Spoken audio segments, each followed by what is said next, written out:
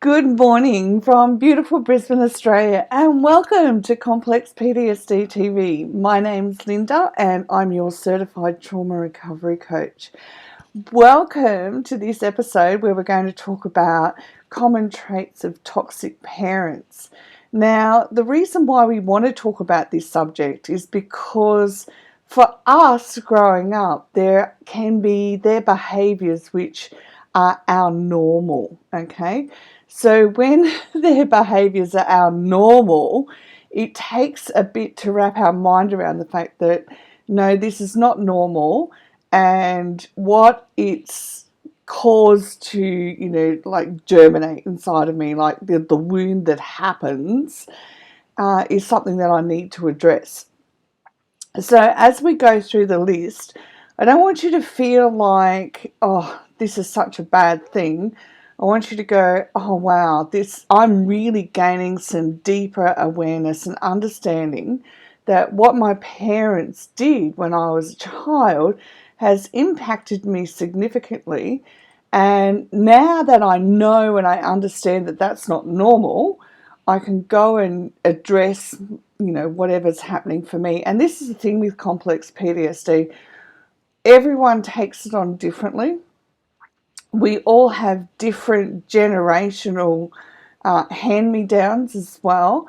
So the whole gift, if you will, that gets handed down, it's not a gift, trust me. It's like the package that gets handed down comes out differently for everybody.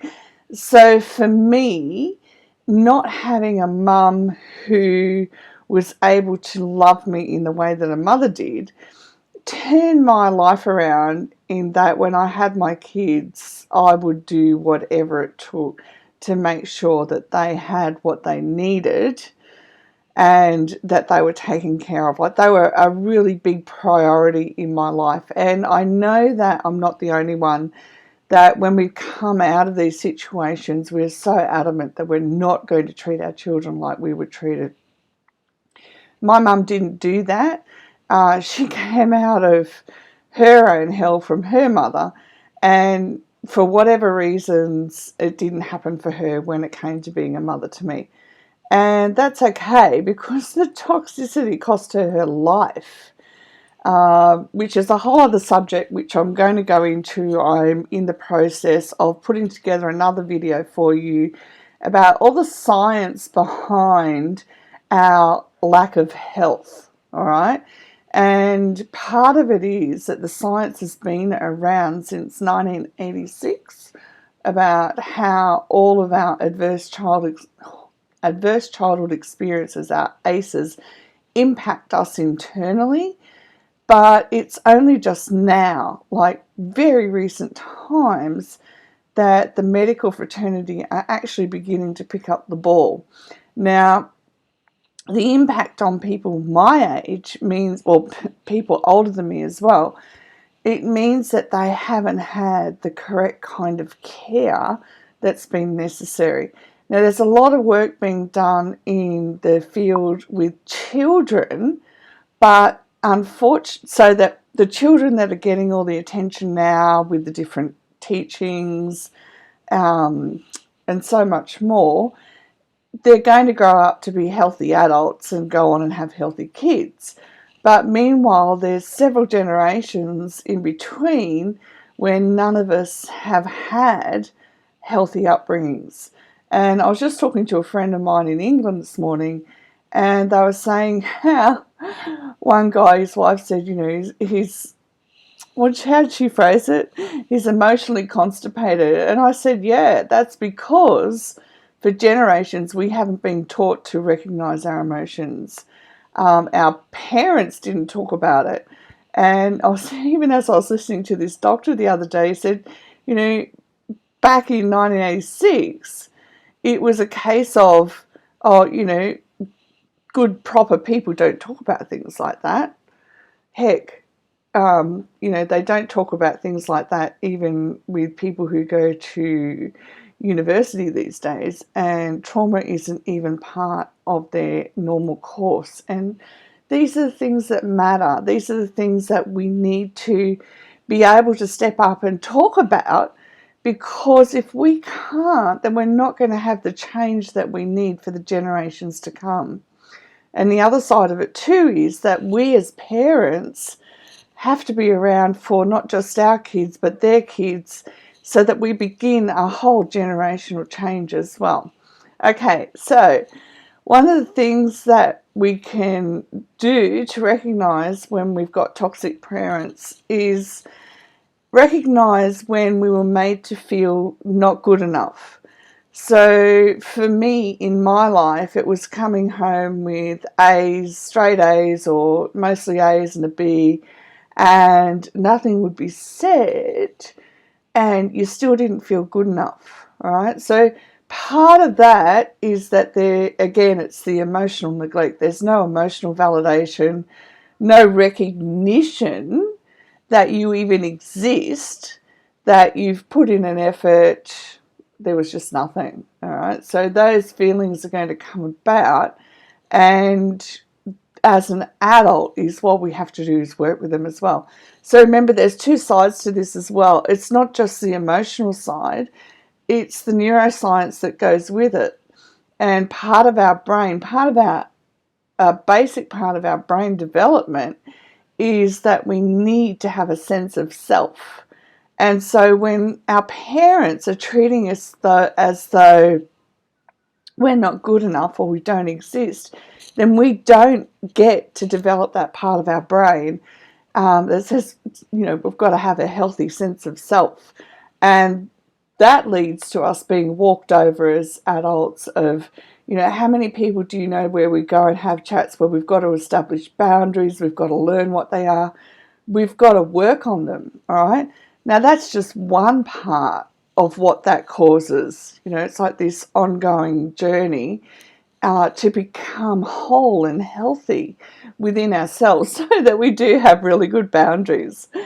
Toxic parents will turn their children against each other, so they make everything about either a game, all right, or it's in competition. So competition in the family is really fierce, and it's not building each other up and recognizing it, okay, someone's going to win and that's great, but it's also recognition that part of competition is having fun, all right? So if there was a lack of fun and it was all heads in and, it was just highly competitive, then also another side of that too is that there would be no sense of self, because we're striving to be who our parents wanted us to be instead of developing a healthy connection with them, okay? Some of the roles that they can assign to us in those situations is that of a scapegoat, which is the child that gets blamed for everything, is the bottom line. It's a bit more involved than that. But the other side is the golden child, and the golden child, is the child who can do no wrong. And we've all seen that happen, haven't we? Oh, good morning, Lisa. Good morning, Nick. Good to see you awake. They act differently around people outside of the home. So you will see that, I know for us when we went outside and we were in the family, in public, there was a definite set of rules about how you will behave in public. There was a set of rules about how you will behave at home, and if you don't behave that way at home. And then one of my parents, I have several,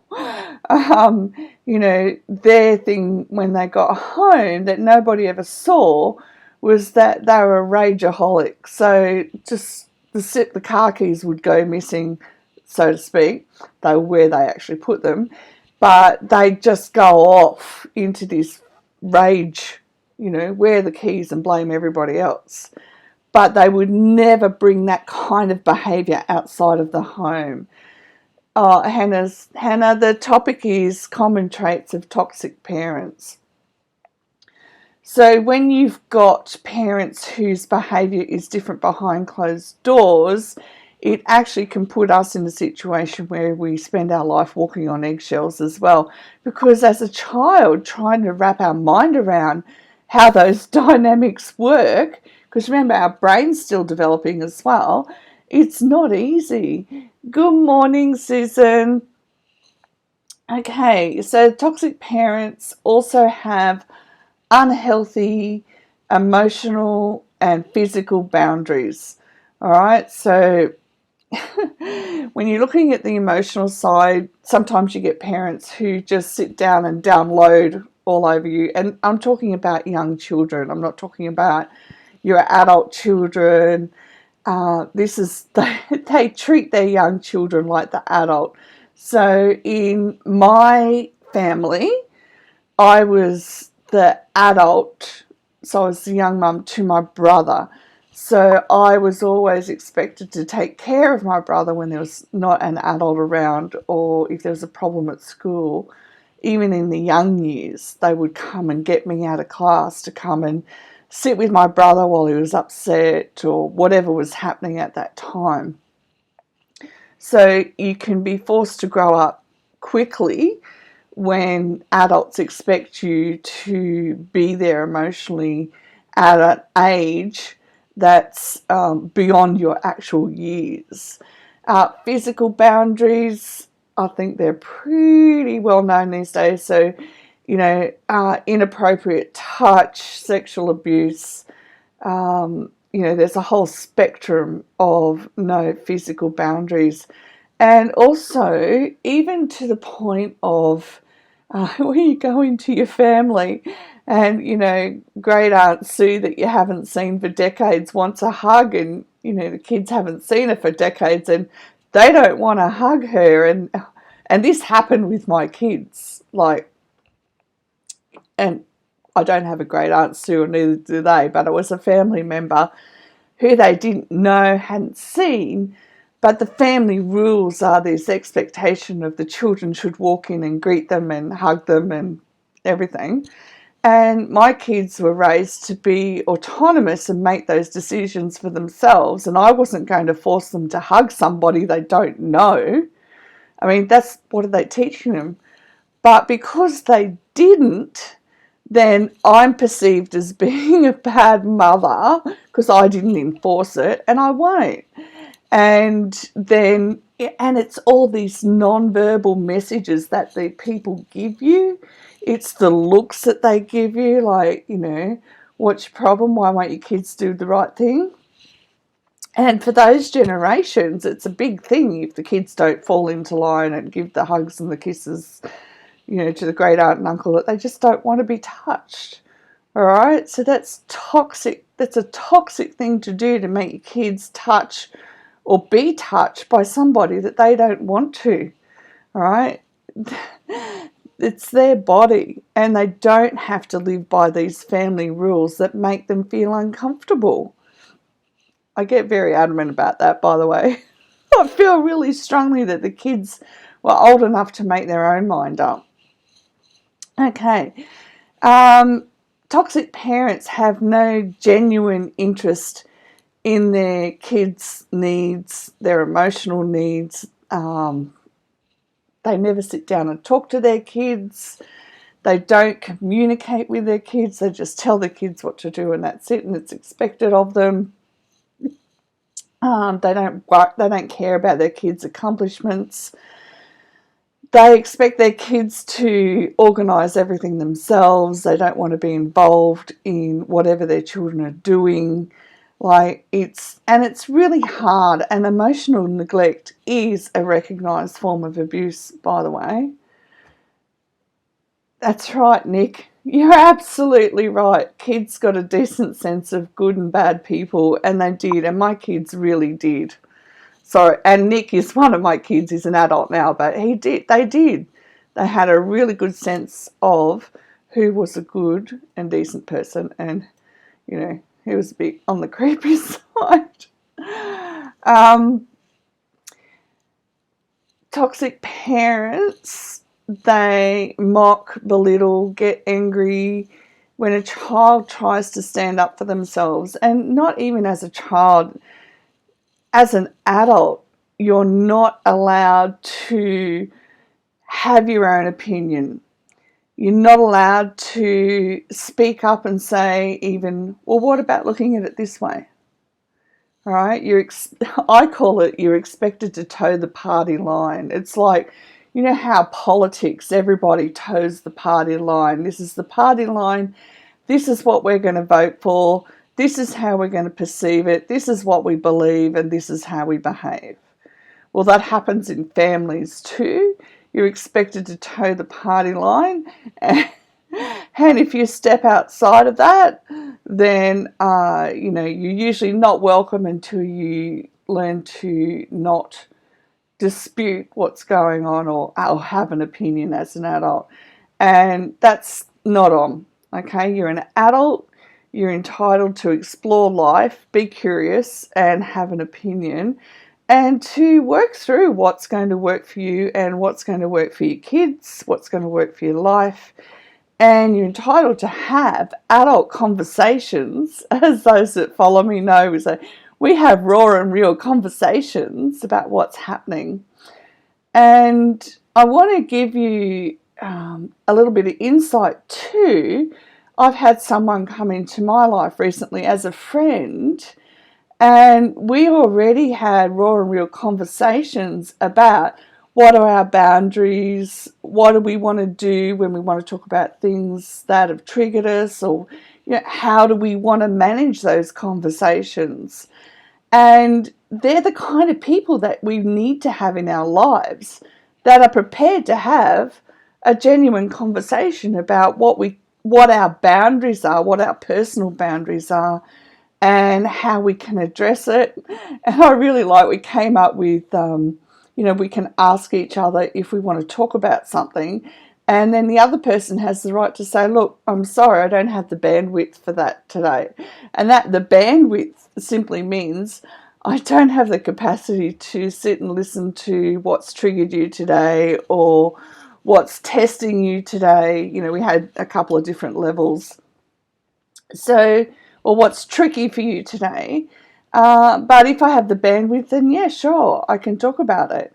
And it opens up a whole new way of having a really healthy relationship for us that we've never been able to have and we were never raised to have. And so if you have a friendship and it's early on in the friendship and you can have those conversations where you can say, well, these are my boundaries, and give each other the permission to say, no, I can't do that, then the chances are that you've going to go on and have a really healthy relationship that grows over time because you've given each other permission to say, no, that doesn't work for me, and you're still going to be friends. All right, so think about that in the context of any relationship you're in. Are you able to do that? Would you like to do that? And how would you like to put that into place and have that conversation? Okay. And one of the big things are that toxic parents that we can recognize is when they're narcissistic, we walk around on eggshells because we try to do what's right and we try to be perfect so we don't get in trouble and so on and so on. There's so many dynamics to that, but we ended up walking on eggshells because we get told one minute we're doing it right, we get told another minute the same thing we're doing is wrong, and it's like this tennis match that goes backwards and forwards, and there's no healthy connection to our sense of self. It's taken away from us by how we're treated. So our role and our goal is to get back our healthy sense of self, so that when somebody comes to us and says, you're doing this, this, this, and this, I'm in a position where I can say, oh, I'm sorry, that's not who I am, and that's not how I behave, and that's not my intention, okay? Whatever's happening for you, we can either talk about it or you need to get professional help, because that is not who I am and that is not how I behave, etc., etc. And you really want that good, healthy sense of self But having that healthy sense of self also allows us to go, did I do that or not? And then we can step up to the plate and say, yeah, I can see my role in that as well. And having these conversations is what brings us together and helps us build healthier and deeper and longer and stronger relationships, whether it's with our spouse, whether it's with our children, age appropriate. But all my kids are adults now, and I have different types of conversations with each one. And sorry, I'm just laughing because my eldest and I were saying the other day how I used to stand in front of him and say, how are you feeling? What's going on? And he wouldn't want to tell me. And so he'd just, do some flippant answer. And I'd say, that's not how you're feeling. This is how you're feeling. It's written all over your face. And he thanked me the other day. He said, thanks, Mum. Thanks for making me own up to what I was feeling and what I was doing, because it's really made a difference in my life. And that's how tough it is. We have to be the parents that stand up and say, no, I can see how you're feeling. I do see that. And having them own up to it so that they can take responsibility for what's happening inside of them as well. Sorry, Hannah, I didn't see that you commented. Hannah said, I remember being forced to hug someone in my family after an argument when I didn't want to and when I was still upset with them. Yeah, and that when that happens repeatedly, it really, for me, it feels like an invasion of privacy. I used to do a similar thing with my kids, but there was no touching. My kids, when they had a disagreement, they were allowed time out, they were allowed whatever space, but we had reached a place where they had to apologise to each other. It was never about who's right or who's wrong. It was about, I have to say sorry from my heart. And they had to say sorry from their heart because that's when they meant it. All right? And that way, these three kids have grown up. They're all different, but they all still have the ability to sit down and have conversations about if each other's ticked each other off and what are we going to do about it. And they know how to solve those problems, not avoid them. And look, honestly, it breaks my heart because I have a number of brothers, half brothers and brother, and because of how the parents have behaved in certain situations, they don't talk to each other. But if the parent would step up and say, hey, we're here to love each other, all right? No matter what, we're in this together and we're here to love each other. Then the two brothers that don't talk at the moment it'd give them the opportunity to open the doors and bring the family back together. But the parents won't do that. Sorry. Hi, Tina. Oh, that's not a problem. Like Nick says, willingly and honestly apologise. Yep, that's right. Willingly and honestly apologise. That's exactly what you had to do. I remember Josh one time. He wasn't willing to apologise. So he had to wait. He had to work through the emotions. It's like physically standing there and letting the emotions run through his body until he could work them through and let them go so that he was able to say, I'm sorry, from his heart.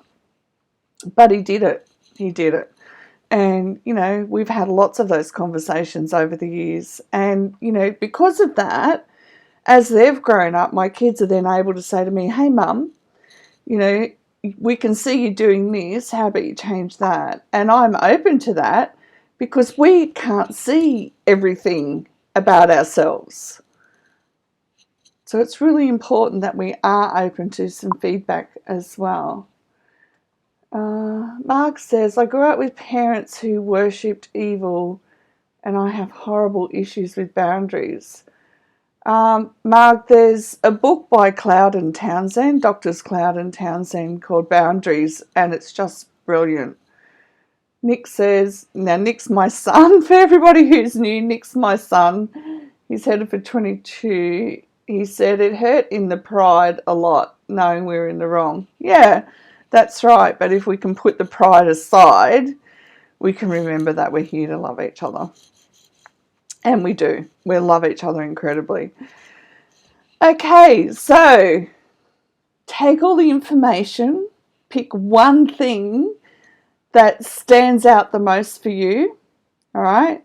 And you either want to take that one thing to your therapist, to your trauma coach, to your mentor, do some journaling, and you want to put some structure and strategies into place so that the wound that's there can come up and be healed, and you can take your one next step. Okay, I'll look forward to talking with you soon, and thanks for joining in, everyone, today and listening, and have the most beautiful week ahead of you. Bye for now.